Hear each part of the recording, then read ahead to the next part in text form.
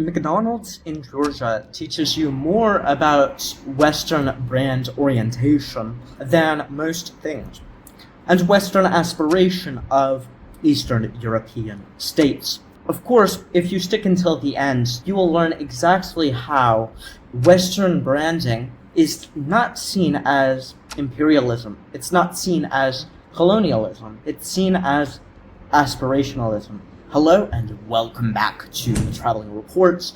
Today we're going over why exactly McDonald's, a seemingly very boring brand, which is predominantly utilized within discourse of franchises, and why this franchise model, is so popular, as well as why Western brands are so inherently able to appeal to a mass audience here in Eastern Europe.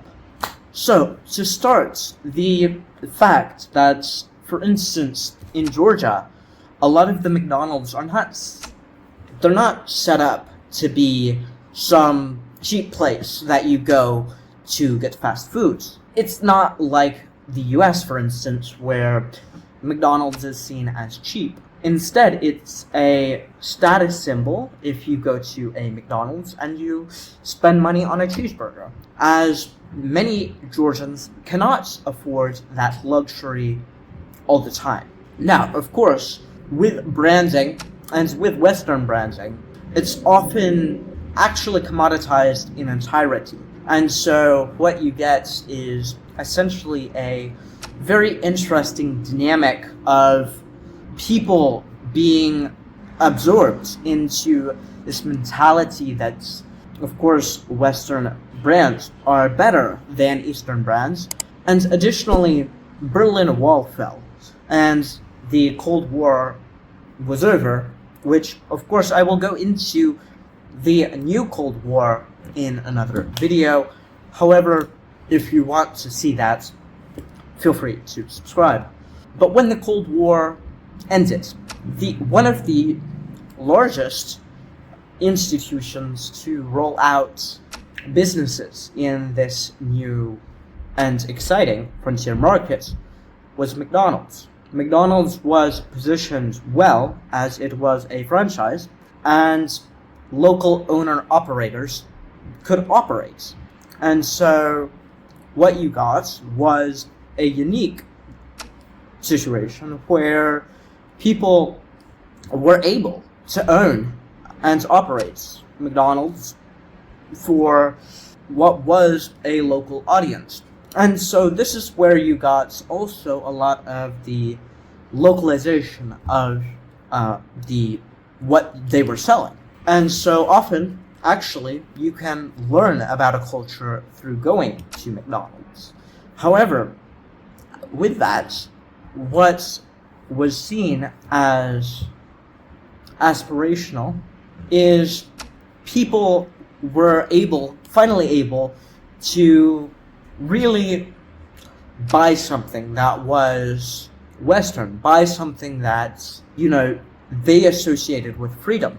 And it was considered to be more premium. It was considered to be better service. And often, Americans don't realize how good service is in the United States. And they don't realize that many countries won't have the same level of smiley, oh great, let me help you with that kind of service. Often it is you get the food and you get out. And this is still the case, for instance, in Georgia.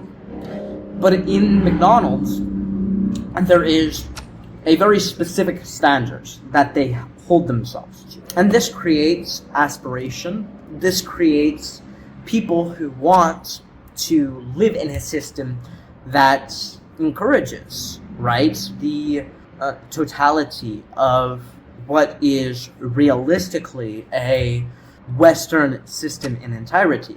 And additionally, because it is fast food, people have a better time in getting the food right away. And of course, Georgian service quality is traditionally slow. And it's paradoxical that you can open a company here in 30 minutes, but you have to wait 30 minutes to get, khinkali. But that's just how this country works. It's how it operates. But it's with this aspiration that you can truly understand the arbitrage opportunities. And as I live longer in Georgia, which I'm going to be headed to Pakistan soon. However, I had to divest into staying here for another few weeks. So I'll get into more details on why exactly I went to Georgia and how it will play out in probably another video. I'm unsure yet, but of course I will keep you up to date. However, when you look at Georgian society, Western aspirations and people living across these societies often enjoy, right, the totality of the Western systems, as they're seen as faster, they're seen as higher quality, and they're seen as better systems, and they're seen as more trustworthy. And another thing that Georgians, especially in the 90s and the 2000s, had issues with was basic safety.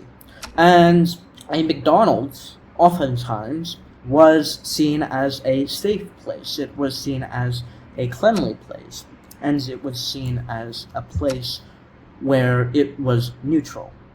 And for a country that is so deeply generationally traumatized, it was a perfect alternative to many of the places that you see in the West and the East in terms of true neutrality.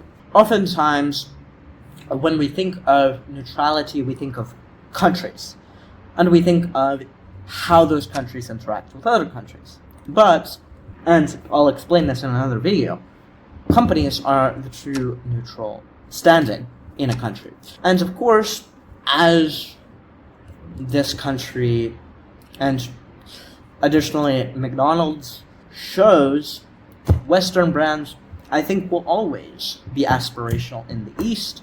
And of course, if you want more understanding of how Western systems can be utilized to arbitrage Eastern systems, feel free to reach out, book a call on Calendly, one-on-one, absolutely for free, for 15 minutes. If you like this video, feel free to like it. If you really liked this video, feel free to share it with your friends. If you are looking to join me on this journey of internationalization and globalization, feel free to subscribe down below. This has been the Traveling Reports. Thank you so much for watching. I'm signing out.